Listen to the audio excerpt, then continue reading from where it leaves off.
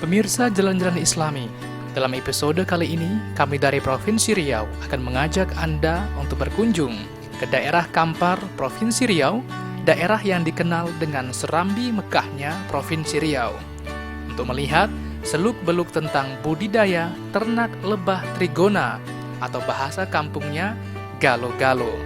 Salah satu jenis lebah yang belum begitu familiar di masyarakat kita, namun memiliki potensi ekonomi yang sangat tinggi.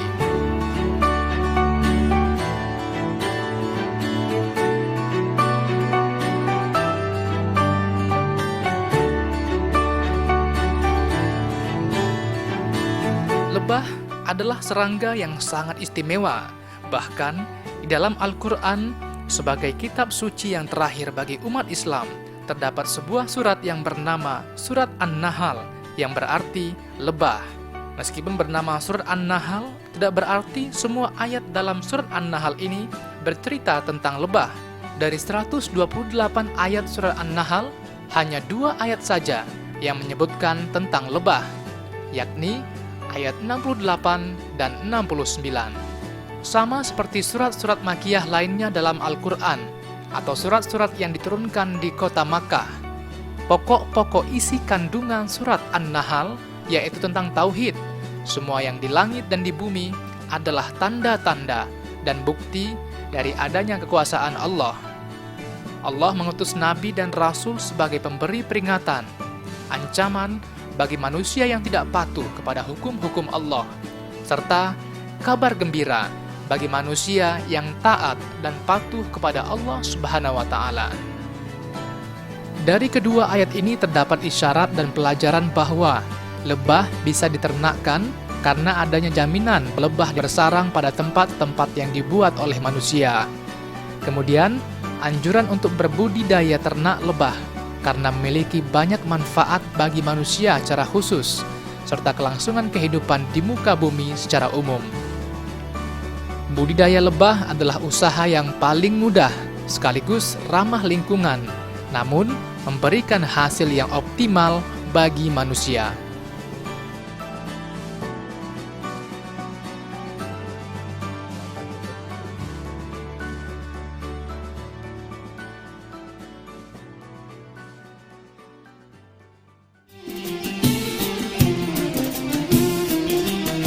Lebah trigona atau lebah galo-galo adalah sejenis lebah madu juga. Dalam ilmu taksonomi, ia tergolong ke dalam keluarga Meliponini, atau lebah madu tak bersengat. Meski di Indonesia, lebah bersengat lebih familiar sebagai lebah penghasil madu, akan tetapi secara umum, di dunia, lebah tidak bersengat lebih tua sejarahnya sebagai penghasil madu. Di Kabupaten Kampar, budidaya ternak lebah trigona mulai berkembang semenjak era reformasi, meski di kalangan yang masih terbatas. Potensi ekonomi yang sangat luar biasa tidak serta-merta membuat budidaya ternak lebah trigona berkembang dengan mudah. Namun perlahan tapi pasti, sebagian masyarakat sudah mulai mengusahakan secara serius dan profesional.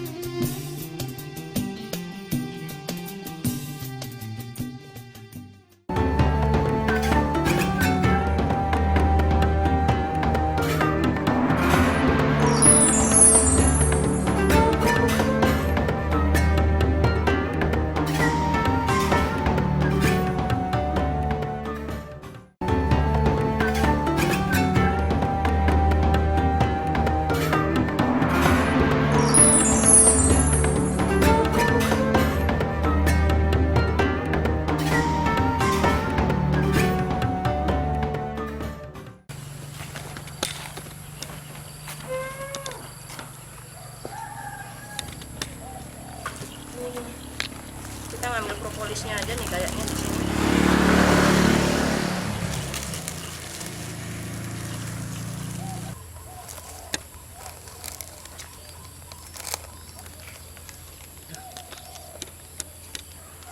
Alhamdulillah 4 bulan terakhir ini saya sudah memulai untuk budidaya lebah trigona di perkarangan rumah.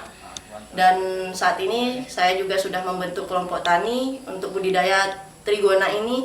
Dan alhamdulillah dari 4 bulan ini kita sudah bisa membantu perekonomian keluarga dan perekonomian masyarakat yang menjadi anggota kelompok.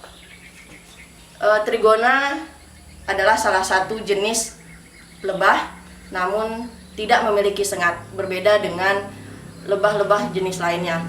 Keuntungan kita untuk budidaya lebah trigona ini adalah kita tidak kesulitan untuk memberi pakan, tidak seperti beternak hewan lainnya seperti ayam, sapi, dan kerbau. Lebah trigona ada beberapa jenis, namun untuk di daerah Kampar lebih mudah ditemui jenis trigona itama yang ukurannya lebih kecil dibandingkan lebah apis yang lainnya. Namun untuk hasil yang didapat dari ekonominya lumayan lebih tinggi daripada madu jenis apis. Dan alhamdulillah setelah 4 bulan ini kita juga sudah bisa membantu perekonomian dari keluarga dan anggota kelompok yang lain. Kalau untuk produk turunan yang telah bisa dihasilkan dari lebah trigona ini, ada beberapa yang kita sudah bekerja sama dengan rumah madu Wilby Uwo. Ada sabun propolis,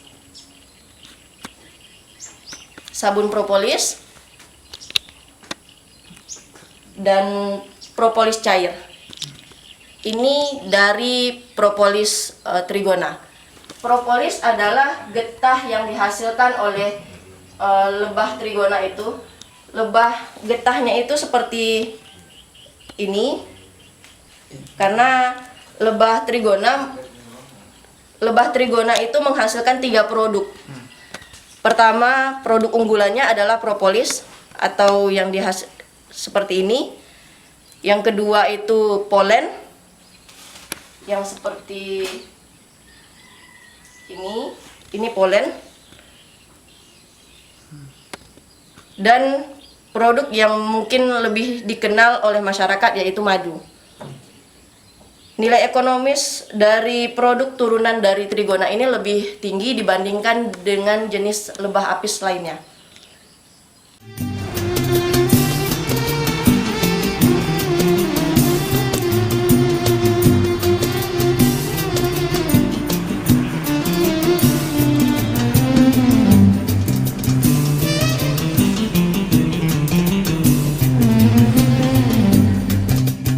Bapak Dr. Andes Purnomo, seorang peneliti di Balai Penelitian Teknologi Serat Tanaman Hutan atau BPSTH Kuok Kampar, sudah cukup lama secara intens mengembangkan budidaya ternak lebah trigona.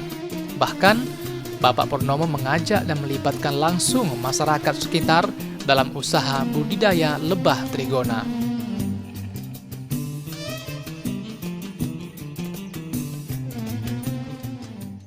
Jadi dari 10 jenis lebah madu yang ada di dunia, itu paling sedikit 3 jenis ada di Riau.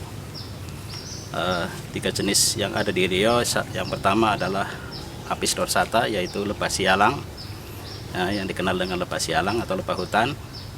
Yang kedua Apis cerana atau lebah saya. Yang ketiga trigona. Trigona ini khususnya jenisnya kalau di Riau sebetulnya ada 24 jenis, tapi itu tahun 2000, sekitar 2006-2007. Sekarang mungkin setelah kita inventarisir lagi sudah dijumpai sekitar 7 atau 8 jenis gitu.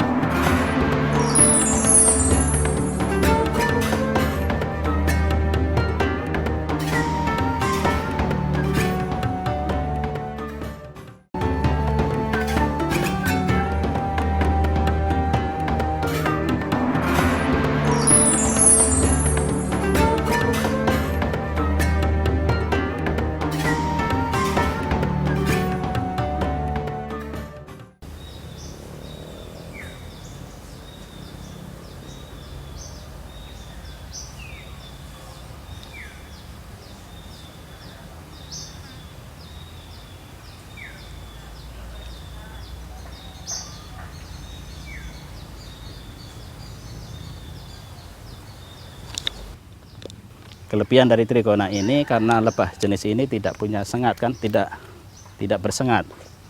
Jadi bisa dilakukan oleh ibu-ibu, oleh anak-anak gitu kan, tanpa ada resiko harus disengat lebah. Ini punya potensi ke depan nanti untuk bisa dikembangkan. Produk unggulannya di samping madu itu propolis. Nah, propolis kalau di tingkat petani nanti mungkin baru pada taraf bahan baku propolis atau raw propolis. Jadi kandungan propolis di dalam koloni trigona ini ada pada semua bagian sarang yang meliputi koloni itu, mulai dari sarang yang menutup koloninya, mulai dari mulutnya bahkan sampai sel-sel yang berisi madu, polen itu semua mengandung propolis. Madunya pun di pasaran punya nilai jual jauh lebih tinggi dibanding madu sialang tadi. Ya. Jadi minat masyarakat sudah mulai tumbuh, itu sudah mulai ini. Karena memang walaupun hasil madunya tidak terlalu banyak, tapi nilai jualnya cukup memadai, cukup. Jadi genus trigona ini masyarakat Riau bisa dikatakan baru kenal sekarang-sekarang ini. Nah, setelah produk propolis itu naik daun. Jadi produk propolis sudah dikenal masyarakat, harganya pun itu tinggi ya, cukup tinggi di pasaran dan sudah banyak dibeli atau dicoba oleh masyarakat, cocok untuk pengobatan lah, itu untuk yang propolis. Itu produk dari trigona. Jadi yang selama ini masyarakat memandang trigona ini hanya sebelah mata, alhamdulillah sekarang sudah mulai mereka menternak. Ya, dimulai dengan memang hunting atau mengambil dari lahan-lahan pekarangan atau dari hutan. Awalnya memang dibawa dalam bentuk log, ya log seperti yang ada di sekitar kita ini. Itu nanti ada yang langsung dikasih topi atasnya, ada yang dipindah ke kotak. Jadi itu plus minusnya ada. Kalau langsung dikasih topi itu karena dia habitatnya tidak berubah di dalam log, itu otomatis nanti lebahnya lebih kerasan di situ. Jadi kalau ditambah nanti topi ke atasnya, lebah ini hanya tinggal membuat sel-sel madu di atas log itu di dalam topi itu. Nah, kelebihan di kotak kita bisa untuk perbanyakan koloninya lebih mudah. Jadi kalau menggunakan kotak itu untuk menangkar dari satu kotak, satu koloni ke 2 koloni dan seterusnya itu lebih memungkinkan dibanding dengan kalau kita budidaya dengan menggunakan log berupa kayu.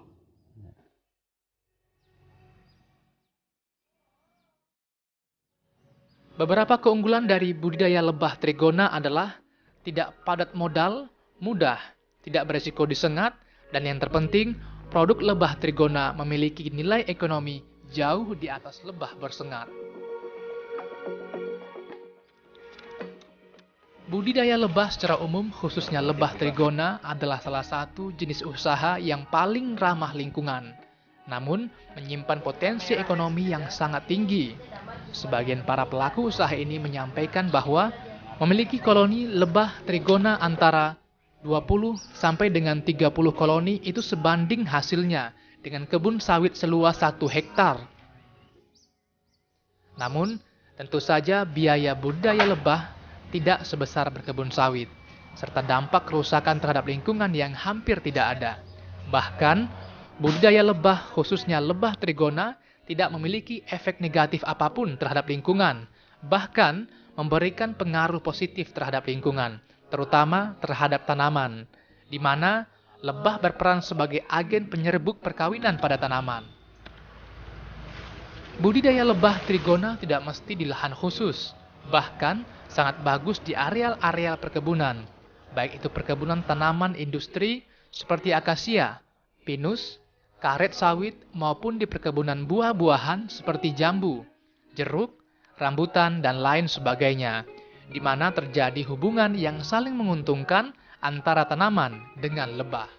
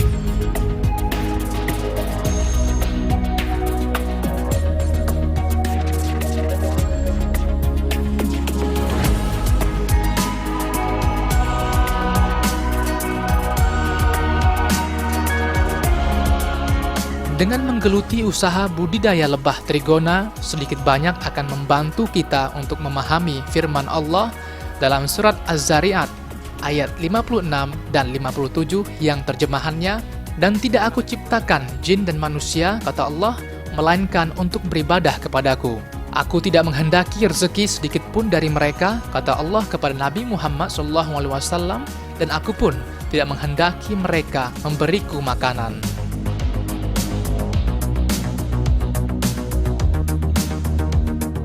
Dari kedua ayat ini tergambar bahwa tugas utama manusia di bumi adalah beribadah kepada Allah. Bumi diciptakan Allah dengan segala isinya sudah sangat memadai untuk mendukung kelangsungan hidup manusia. Hanya saja, keserakahan manusia jugalah yang menyebabkan bumi menjadi tidak nyaman lagi bagi manusia. Dengan dalih kemajuan, manusia merusak bumi, mendatarkan gunung, membendung sungai, menggunduli bukit, menutup danau, membuat pulau yang kesemuanya itu memerlukan energi yang sangat besar, sehingga manusia akhirnya terjebak dengan urusan dunia sehingga terlupa dengan tugas utama, yaitu beribadah kepada Allah Subhanahu wa Ta'ala. Demi kemajuan, manusia ciptakan berbagai mesin-mesin berteknologi canggih, senjata mematikan. Pada akhirnya, mesin-mesin berteknologi canggih jugalah yang menghancurkan banyak peradaban. Negara-negara Arab terjebak dalam banyak perang saudara adalah akibat dari salah satu fitnah terbesar dari kemajuan teknologi, yaitu minyak bumi. Beraneka ragam kendaraan bermotor diindustrialisasi untuk memudahkan mobilisasi manusia di muka bumi. Namun setelah itu muncul momok kemacetan di kota-kota besar yang menyebabkan munculnya berbagai masalah turunannya, stres, serta berbagai penyakit fisik karena kurang bergerak pada manusia. Demi kesehatan industri farmasi dan makanan dikembangkan secara besar-besaran, pada akhirnya itu juga yang menyebabkan banyak orang tergantung pada obat-obatan, suplemen, vitamin, serta berbagai nutrisi lainnya yang memberikan dampak negatif yang sangat banyak karena syarat dengan berbagai bahan kimia berbahaya. Gerakan kembali ke alam inilah yang orang-orang barat menyebutnya dengan istilah back to nature, dan Islam jauh sebelumnya telah memiliki konsep yang sangat jelas dalam pengelolaan alam. Allah tidak menyuruh kita bekerja mati-matian mencari makanan sehingga lalai beribadah kepadanya. Akan tetapi, Allah yang menjamin rezeki semua makhluk hidup di bumi. Allah berfirman dalam ayat selanjutnya pada surat Az-Zariyat, yaitu ayat 58 yang terjemahannya, "Sesungguhnya Allah dialah pemberi rezeki yang mempunyai kekuatan lagi sangat kokoh." Demikian juga dalam surat Al-A'raf ayat 10 yang terjemahannya, "Sesungguhnya kami telah menempatkan kamu sekalian di muka bumi, dan kami adakan bagimu di muka bumi sumber penghidupan, namun amat sedikitlah dari kamu yang bersyukur." Bagian dari bersyukur itu adalah mengelola bumi sesuai dengan ketentuan-ketentuan Allah, baik ketentuan yang tersurat dalam Al-Quran dan hadis, maupun hukum-hukum Allah pada alam. Jika hukum-hukum Allah dilanggar, akan menyulitkan manusia sendiri.